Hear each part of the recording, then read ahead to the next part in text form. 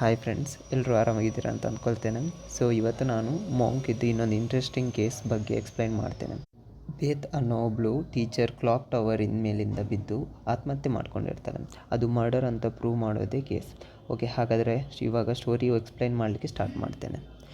Derek ಮತ್ತು ಬೇತ್ ಅನ್ನೋರಿಬ್ಬರು ಕಾರಲ್ಲಿ romance ಮಾಡ್ತಾ ಇರ್ತಾರೆ. ಆವಾಗ ಗೊತ್ತಾಗುತ್ತೆ ಬೇತ್ ಡೆರೆಕ್ ಇದ್ದು ಅಫೇರ್ ಅನ್ನೋದು. ಬೇತ್ ಹೇಳ್ತಾಳೆ ಡೆರೆಕ್ ಹತ್ರ, ನಿನ್ನ ಹೆಂಡತಿಗೆ ಹೇಳು ನಮ್ಮ ವಿಷಯ ಅಂತ, ಇಲ್ಲ ಅಂದರೆ ನಾನೇ ಹೇಳ್ತೇನೆ ಎಲ್ಲ ವಿಷಯ ಅಂತ. ಡೆರೆಕ್ ಅವಳನ್ನ ಸಮಾಧಾನ ಮಾಡ್ತಾನೆ. ಡೆರೆಕ್ ಒಬ್ಬ ಕೆಮಿಸ್ಟ್ರಿ ಟೀಚರ್ ಆಗಿರ್ತಾನೆ, ಅದು ಒಂದು ಕಾಲೇಜಲ್ಲಿ. ಆ ಕಾಲೇಜಲ್ಲೇ ಇವಳು ಕೂಡ ಇಂಗ್ಲೀಷ್ ಟೀಚರ್ ಆಗಿರ್ತಾಳೆ. ನೆಕ್ಸ್ಟ್ ಸೀನಲ್ಲಿ ಡೆರೆಕ್ ಒಂದು ಕ್ಲಾಸ್ ರೂಮಲ್ಲಿ ಮಕ್ಕಳಿಗೆ ಎಕ್ಸಾಮ್ ತೆಗೋತಾ ಇರ್ತಾನೆ. ಆವಾಗ ಬೇತ್ ಕ್ಲಾಕ್ ಟವರಿಂದ ಕೆಳಗಡೆ ಒಂದು ಕಾರ್ ಮೇಲೆ ಬಿದ್ದು ಸೂಸೈಡ್ ಮಾಡ್ಕೊಳ್ತಾಳೆ. ನೆಕ್ಸ್ಟ್ ಈ ಮೋಂಕಿಗೆ ಒಂದು ಕಾಲ್ ಹೋಗುತ್ತೆ. ಆ ಕಾಲಲ್ಲಿ ಈ ಕೇಸ್ನ ಚೆಕ್ ಮಾಡಿ ಅಂತ ಒಬ್ಬರು ಬೇತಿದ್ದು ಫ್ರೆಂಡ್ ಹೇಳ್ತಾರೆ. ಅಂತ ಹೇಳಿದರೆ ಅವರಿಗೆ ಬೇತ್ ಸೂಸೈಡ್ ಮಾಡೋ ಹುಡುಗಿ ಅಲ್ಲ, ಇದರಲ್ಲಿ ಬೇರೆ ಏನೋ ಮಿಸ್ಟ್ರಿ ಇರಬೇಕು ಅಂತ ಹೇಳ್ತಾಳೆ. ಆವಾಗ ಈ ಕೇಸ್ನ ಮೋಂಕು ನಾನು ತಗೊಳ್ತೇನೆ ಅಂತ ಹೇಳಿ ಅಲ್ಲಿಗೆ ಚೆಕ್ ಮಾಡಲಿಕ್ಕೆ ಬರ್ತಾನೆ. ಮೋಂಕ್ ಅಲ್ಲಿಗೆ ಚೆಕ್ ಮಾಡಲಿಕ್ಕೆ ಬಂದಾಗ ಅದೇ ಟೈಮಿಗೆ ಅವನು ಬಾಸ್ ಪೊಲೀಸ್ ಕೂಡ ಅಲ್ಲಿಗೆ ಪೊಲೀಸ್ ಇನ್ಸ್ಪೆಕ್ಷನ್ಗೆ ಬಂದಿರ್ತಾರೆ. ಮೋಂಕ್ ಅಲ್ಲಿಗೆ ಹೋಗಿ ನೋಡ್ತಾನೆ. ಆವಾಗ ಪೊಲೀಸ್ ಬಾಸ್ ಹೇಳ್ತಾರೆ, ಅವರು ಎಲ್ಲ ಚೆಕ್ ಮಾಡಿದರು, ಎಲ್ಲ ಎಕ್ಸಾಮ್ ಬರಿತಾ ಇದ್ದರು, ಇದು ಪಕ್ಕ ಸೂಸೈಡ್, ಯಾಕಂತ ಹೇಳಿದರೆ ಸೂಸೈಡ್ ನೋಟ್ ಕೂಡ ಇದೆ ಅಂತ. ಆವಾಗ ಮೋಂಕ್ ಹೇಳ್ತಾನೆ, ಯಾರು ಇಲ್ಲ ಅಂದರೆ ಹೇಗೆ ಗೊತ್ತಾಯಿತು ಸೂಸೈಡ್ ಮಾಡ್ಕೊಂಡಿದ್ದು ಅಂತ.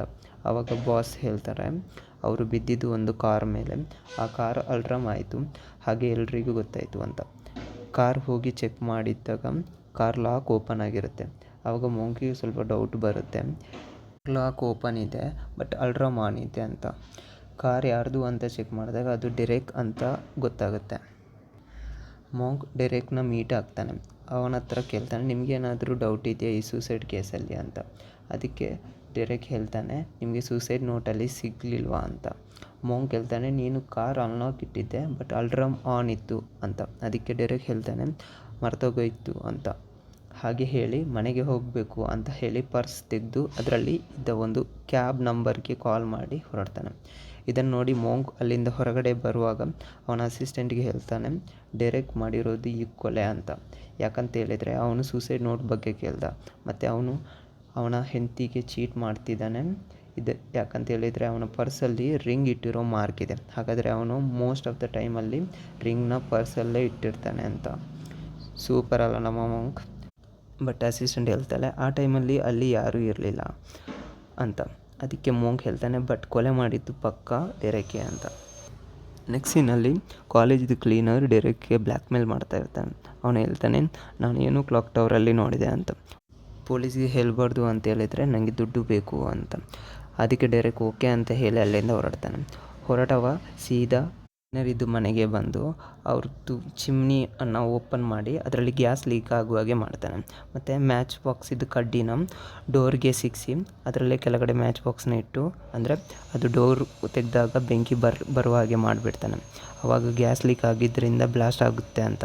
ಅವನ ಪ್ಲ್ಯಾನ್ ಥರನೇ ಬ್ಲಾಸ್ಟ್ ಆಗುತ್ತೆ ಮತ್ತು ಕ್ಲೀನರ್ ಸಾಯ್ತಾನೆ. ಮೋಂಕ್ ಮತ್ತು ಪೊಲೀಸ್ ಅವರು ಅಲ್ಲಿ ಹೋಗಿ ನೋಡ್ತಾರೆ. AC ಆನ್ ಇದ್ದಿದ್ದು ಕಾಣಿಸುತ್ತೆ. ಮತ್ತು ಯಾಕೆ ಚಿಮ್ನಿ ಗ್ಯಾಸ್ ಲೀಕ್ ಆಯಿತು ಅಂತ ಚೆಕ್ ಮಾಡಿ ಇದು ಮರ್ಡರ್ ಆಗಿರೋ ಚಾನ್ಸಸ್ ಇದೆ ಅಂತ ಹೇಳ್ತಾರೆ. ನೆಕ್ಸ್ಟಿಗೆ ಮೋಂಕ್ ಡೆರೆಕ್ ಹತ್ರ ಹೋಗಿ ಹೇಳ್ತಾನೆ, ನೀನೇ ಕೊಲೆ ಮಾಡಿದ್ದು ಅಂತ. ಅದಕ್ಕೆ ಡೆರೆಕ್ ಹೇಳ್ತಾನೆ, ಪ್ರೂಫ್ ಏನು ಅಂತ. ಆವಾಗ ಹೇಳ್ತಾನೆ, ಬೇತ್ ಪ್ರೆಗ್ನೆಂಟ್ ಆಗಿದ್ಲು ಅಂತ, ಆ ಮಗುವಿಗೆ ತಂದೆ ನೀನೇ ಅಂತ. ಆವಾಗ ಡೆರೆಕ್ ಹೇಳ್ತಾನೆ, ಆಲ್ರೆಡಿ ಹೆಣ ಸುಟ್ಟು ಹಾಕಿದ್ದಾರೆ, ನಿಮಗೆ ಏನು ಪ್ರೂವ್ ಮಾಡೋಕ್ಕೂ ಆಗಲ್ಲ ಅಂತ. ಮೋಂಕ್ ಕೋಪದಲ್ಲೇ ಸೀದಾ ಕ್ಲಾಕ್ ಟವರ್ ಮೇಲೆ ಬಂದು ಮತ್ತೆ ಹುಡುಕಲಿಕ್ಕೆ ಸ್ಟಾರ್ಟ್ ಮಾಡ್ತಾನೆ, ಏನಾದರೂ ಸಾಕ್ಷಿ ಸಿಗುತ್ತಾ ಅಂತ. ಟಾಪ್ ಇದ್ದು ಕೆಳಗಡೆ ಒಂದು ಕ್ಲಾಕ್ ರೂಮ್ ಅಂತ ಇರುತ್ತೆ, ಅಲ್ಲಿ ಕೂಡ ಚೆಕ್ ಮಾಡಿದಾಗ ಬೇತಿದ್ದು ಗ್ಲಾಸ್ ಸಿಗುತ್ತೆ. ಅವಳು ಮೇಲಿಂದ ಬಿದ್ದಿದ್ರೆ ಇಲ್ಲಿ ಯಾಕೆ ಗ್ಲಾಸ್ ಸಿಕ್ತು ಅಂತ ಯೋಚನೆ ಮಾಡ್ತಾರೆ. ಅದೇ ಕನ್ಫ್ಯೂಷನಲ್ಲೇ ಕೆಳಗಡೆ ಹೋಗುವಾಗ ಅಲ್ಲಿ ಒಬ್ಬ ಮೋಂಕ್ ಜೊತೆ ಜಗಳ ಆಡ್ತಾನೆ. ಅವನು ಹೇಳ್ತಾನೆ, ಇವಾಗ 10 ಆಯಿತು, 10:05 ಆಗುವಾಗ ನೀನು ಹಾಸ್ಪಿಟಲಲ್ಲಿ ಇರ್ತೀಯಾ ಅಂತ ಹೇಳಿ ಹೊಡೆಯೋಕ್ಕೆ ಬಂದಾಗ ಮೋಂಕಿಗೆ ಏನೋ ಫ್ಲ್ಯಾಶ್ ಆಗುತ್ತೆ. ಥ್ಯಾಂಕ್ಸ್ ಅಂತ ಹೇಳಿ ಅಲ್ಲಿಂದ ಸೀದಾ ಹೋಗಿ ಡೆರೆಕ್ ಹತ್ರ ಹೇಳ್ತಾನೆ, ನಮಗೆ ಒಂದು ಬಿಗ್ ಬ್ರೇಕ್ ಸಿಕ್ತು ಅಂತ. ಏನಂತ ಹೇಳಿದರೆ ಬೇತಿದ್ದು ಗ್ಲಾಸ್ ಮಿಸ್ಸಿಂಗ್, ಅದು ಕೊಲೆಯಾದ ಜಾಗದಲ್ಲೇ ಇರಬೇಕು ಅಂತ ಹೇಳಿ ಒಂದು ಹಂಚ್ ಹಾಕಿ ಹೋಗ್ತಾನೆ. ಡೆರೆಕ್ ಕ್ಲಾಕ್ ರೂಮ್ಗೆ ಬಂದು ಅಲ್ಲಿ ಹುಡುಕ್ತಾನೆ. ಅವನಿಗೆ ಗ್ಲಾಸ್ ಸಿಗುತ್ತೆ. ಬಟ್ ಅಷ್ಟರಲ್ಲಿ ಅಲ್ಲಿಗೆ ಮೋಂಕ್ ಮತ್ತು ಎಲ್ಲ ಪೊಲೀಸ್ ಬಂದಿರ್ತಾರೆ. ಡೆರೆಕ್ಗೆ ಯುವರ್ ಅಂಡರ್ ಅರೆಸ್ಟ್ ಅಂತ ಹೇಳ್ತಾನೆ. ಡೆರೆಕ್ ಯಾಕೆ ಅಂತ ಹೇಳಿದಾಗ ಬೇತ್ನ ಮರ್ಡರ್ ಮಾಡಿದ್ದಕ್ಕೆ ಅಂತ ಹೇಳ್ತಾನೆ. ಆವಾಗ ಮೋಂಕ್ ಇದು ಫೇಮಸ್ ಡೈಲಾಗ್ ಹೇಳ್ತಾನೆ, ಹಿಯರ್ ಈಸ್ ವಾಟ್ ಹ್ಯಾಪೆಂಡ್ ಅಂತ ಹೇಳಿ ಏನಾಯಿತು ಅಂತ ಹೇಳೋಕ್ಕೆ ಸ್ಟಾರ್ಟ್ ಮಾಡ್ತಾನೆ. ಬೇತ್ನ ಡೆರೆಕ್ ಬೆಳಿಗ್ಗೆ 8 ಗಂಟೆಗೆ ಕ್ಲಾಕ್ ಟವರ್ ಮೇಲೆ ಕರ್ಕೊಂಡು ಬಂದಿರ್ತಾನೆ. ಎಕ್ಸಾಮ್ ಇದ್ದು 20 ಮಿನಿಟ್ಸ್ ಮೊದಲು. ಆವಾಗ ಅವಳ ತಲೆಗೆ ಹೊಡೆದು ಕ್ಲಾಕ್ ರೂಮ್ಗೆ ತಗೊಂಡು ಅಲ್ಲಿ ಅವಳನ್ನ ಮಿನಿಟ್ಸ್ ಮುಳ್ಳಿನ ಮೇಲೆ ಮಲಗಿಸ್ತಾನೆ. ಆವಾಗ ಎಕ್ಸಾಕ್ಟಾಗಿ 8:15 ಆಗಿರುತ್ತೆ. ಅಲ್ಲಿಂದ ಸೀದಾ ಕ್ಲಾಸ್ ರೂಮ್ಗೆ ಬಂದು ಕೂತ್ಕೊಳ್ತಾನೆ.